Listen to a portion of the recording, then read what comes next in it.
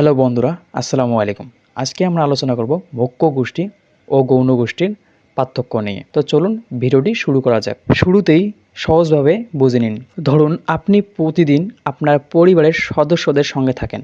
বাবা মা, ভাই বোনের সঙ্গে আপনার সম্পর্ক ভালোবাসা, আবেগ, আন্তরিকতা ও ব্যক্তিগত যোগাযোগের উপর ভিত্তি করে গড়ে উঠেছে।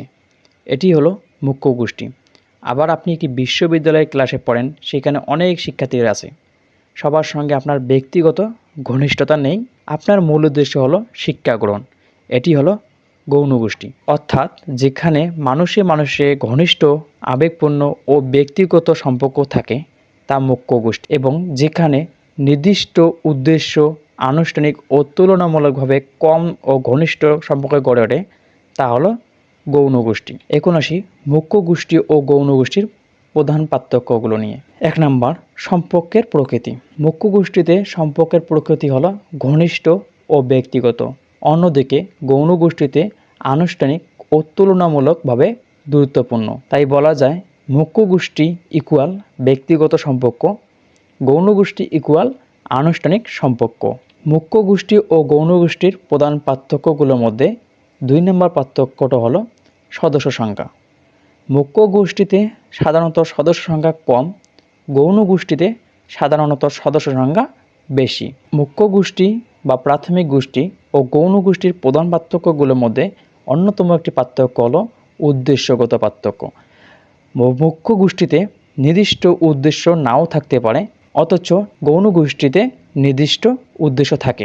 যেমন রাজনৈতিক দল ক্ষমতা অর্জন করে, শ্রমিক সংগঠন শ্রমিকদের অধিকার রক্ষায় কাজ করে, বিশ্ববিদ্যালয় শিক্ষা ও গবেষণা অফিস নির্দিষ্ট কাজ সম্পাদন করে। মুখ্য গোষ্ঠী ও গৌণ গোষ্ঠীর প্রধান পার্থক্যগুলোর মধ্যে ৪ নম্বর পার্থক্যটি হলো সংগঠনের দিক থেকে পার্থক্য।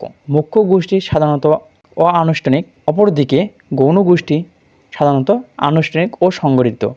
যেমন পরিবারে কে সভাপতি, কে সম্পাদক, এইভাবে সাংগঠনিক কাঠামো থাকে না, কিন্তু গৌণ গোষ্ঠীতে সাধারণত থাকে সভাপতি, নিয়মকানুন, নির্দিষ্ট কাঠামো। মুখ্য গোষ্ঠী ও গৌণ গোষ্ঠীর প্রধান পার্থক্যগুলোর মধ্যে ৫ নম্বর পার্থক্যটি হলো নিয়ন্ত্রণের দিক থেকে পার্থক্য। মুখ্য গোষ্ঠী রীতি, প্রথা ও আবেগ দ্বারা নিয়ন্ত্রিত, অপরদিকে গৌণ গোষ্ঠী আইন, বিধি ও নিয়ম দ্বারা নিয়ন্ত্রিত। যেমন মুখ্য গোষ্ঠীর সদস্যদের নিয়ন্ত্রণ করা হয় ভালোবাসা, আবেগ, সামাজিক রীতি, প্রথা ও নৈতিকতার মাধ্যমে। অন্যদিকে গৌণ গোষ্ঠীতে নিয়ন্ত্রণ প্রতিষ্ঠিত হয় লিখিত নিয়ম, আইন, বিধিমালা, সাংগঠনিক শৃঙ্খলা এর মাধ্যমে। ১ মিনিটে রিভিশন। মুখ্য গোষ্ঠী হলো ঘনিষ্ঠ সম্পর্ক, ব্যক্তিগত যোগাযোগ, আবেগপূর্ণ, দীর্ঘস্থায়ী।